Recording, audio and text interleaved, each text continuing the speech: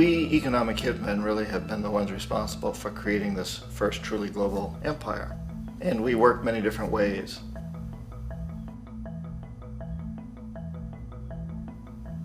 But perhaps the most common is that we will identify a country that has resources our corporations covet, like oil, and then arrange a huge loan to that country from the World Bank or one of its sister organizations. But the money never actually goes to the country. Instead, it goes to our big corporations to build infrastructure projects in that country, power plants, industrial parks, ports, things that benefit a few rich people in that country, in addition to our corporations, but really don't help the majority of the people at all. However, those people, the whole country is left holding a huge debt. It's such a big debt they can't repay it, and that's part of the plan, that they can't repay it. And so at some point, we economic hitmen go back to them and say, listen, you owe us a lot of money, can't pay your debt, so sell your oil real cheap to our oil companies. Allow us to build a military base in your country, or send troops in support of ours to someplace in the world like Iraq, or vote with us on the next UN vote. To have their electric utility company privatized and their water and sewage system privatized and sold to U.S. corporations or other multinational corporations. So there was that whole mushrooming thing, and it's so typical of the way the IMF and the World Bank work, that you put a country in debt, it's such a big debt it can't pay it, and then you offer to refinance that debt and pay even more interest. And you demand this quid pro quo, which you call a conditionality or good governance, which means basically that they've got to sell off their resources, including many of their social services, their utility companies, their school systems sometimes, their penal systems, their insurance systems, to foreign corporations. So it's a double, triple, quadruple whammy. The precedent for economic hitmen really began back in the early 50s when democratically elected Mossadegh, who was elected in Iran, he was considered to be the hope for democracy in the Middle East and around the world. He was Time Magazine's Man of the Year. But one of the things that he'd run on and began to implement was the idea that foreign oil companies needed to pay the Iranian people a lot more for the oil that they were taking out of Iran. The Iranian people should benefit from their own oil. Strange policy. We didn't like that, of course. But we were afraid to do what we normally were doing, which was to send in the military. Instead, we sent in one CIA agent, Kermit Roosevelt, Teddy Roosevelt's relative. And Kermit went in with a few $1 million and was very, very effective and efficient. And in a short amount of time, he managed to get Mossadegh overthrown and brought in the Shah of Iran to replace him, who always was favorable to oil. And it was extremely effective. Bombs overflow Tehran. Army officers shout that Mossadegh has surrendered and his regime as virtual dictator of Iran is ended. Pictures of the Shah are paraded through the streets as sentiment reverses. The Shah is welcomed home. So back here in the United States, in Washington, people looked around and said, wow, that was easy and cheap. So this established a whole new way of manipulating countries, of creating empire. The only problem with Roosevelt was that he was a card-carrying CIA agent, and had he been caught, the ramifications could have been pretty serious. So very quickly at that point, the decision was made to use private consultants to channel the money through the World Bank or the IMF or one of the other such agencies, to bring in people like me who worked for private companies, so that if we got caught, there would be no governmental ramifications.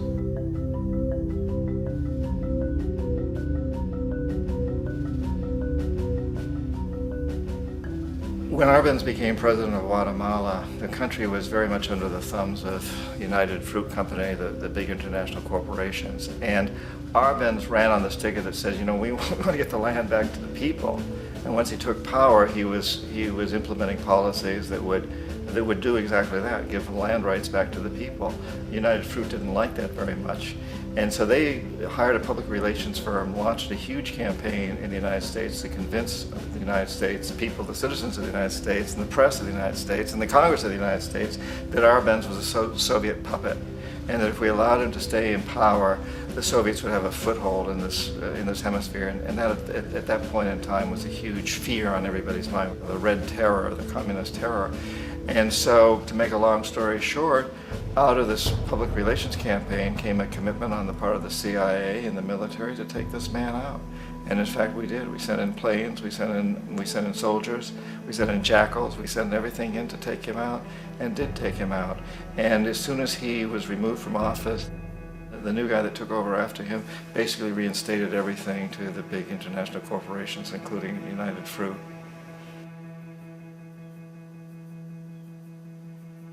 Ecuador for many, many years had been ruled by pro-US dictators, often relatively brutal. Then it was decided that they were going to have a truly democratic election. Jaime Roldos ran for office. And his main goal, he said, as president would be to make sure that Ecuador's resources were used to help the people. And he won, overwhelming, by more votes than anybody had ever won anything in Ecuador. And he began to implement these policies to make sure that the profits from oil went to help the people. Well, we didn't like that in the United States. I was sent down as one of several economic hitmen to change Roldos, to corrupt him, to bring him around, to let him know, okay, you can get very rich, you and your family, if you play our game, but if you continue to try to keep these policies you've promised, you're going to go. He wouldn't listen. He was assassinated. As soon as the plane crashed, the whole area was cordoned off.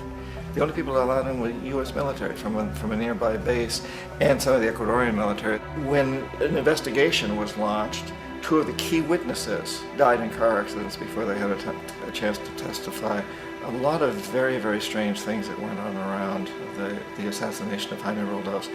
I, like most people who've really looked at this case, have absolutely no doubt that it was an assassination. And of course, in my position as an economic hitman, I was always expecting something to happen to Jaime, whether it be a coup or assassination, I wasn't sure, but that he would be taken down because he was not being corrupted. He would not allow himself to be corrupted the way we wanted to corrupt him. Omar Torrijos, president of Panama, was one of my favorite people. I really, really liked him. He was very charismatic. He was a guy who really wanted to help his country.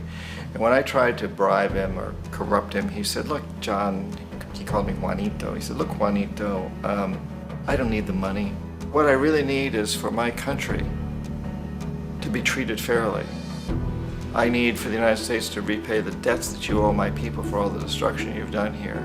I need to be in a position where I can help other Latin American countries win their independence and be free of this terrible presence from the north that you people are exploiting us so badly. I need to have the Panama Canal back in the hands of the Panamanian people. That's what I want. And so, leave me alone. Don't try to bribe me. It was 1981, and in May, Jaime Roldos was assassinated. And Omar was very aware of this. Torrijos got his family together and he said, I'm probably next, but it's okay because I've done what I came here to do. I've renegotiated the canal. The canal will now be in our hands. He just finished negotiating the treaty with Jimmy Carter. In June of that same year, just a couple of months later, he also went down in an airplane crash, which there's no question was executed by CIA-sponsored jackals. Tremendous amount of evidence that one of Torrijos' security guards handed him at the last moment as he was getting on the plane a tape recorder, a small tape recorder that contained a bomb.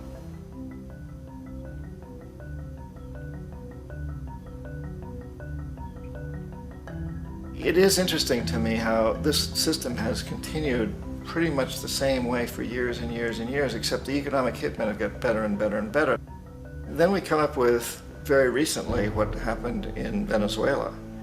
In 1998, Hugo Chavez gets elected president, following a long line of presidents who had been very corrupt and basically destroyed the economy of the country.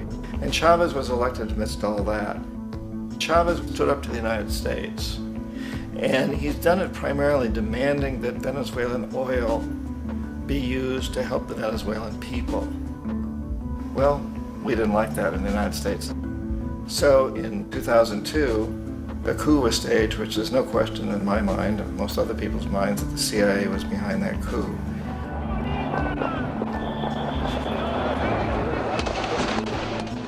way that that coup was fomented was very reflective of what Kermit Roosevelt had done in Iran, of paying people to go out into the streets to riot, to protest, to say this Chavez is very unpopular. You know, if you can get a few thousand people to do that, television can make it look like it's the whole country, and things start to mushroom. Except in the case of Chavez, he was smart enough, and the people were so strongly behind him that they overcame it, which was a phenomenal moment in the history of Latin America.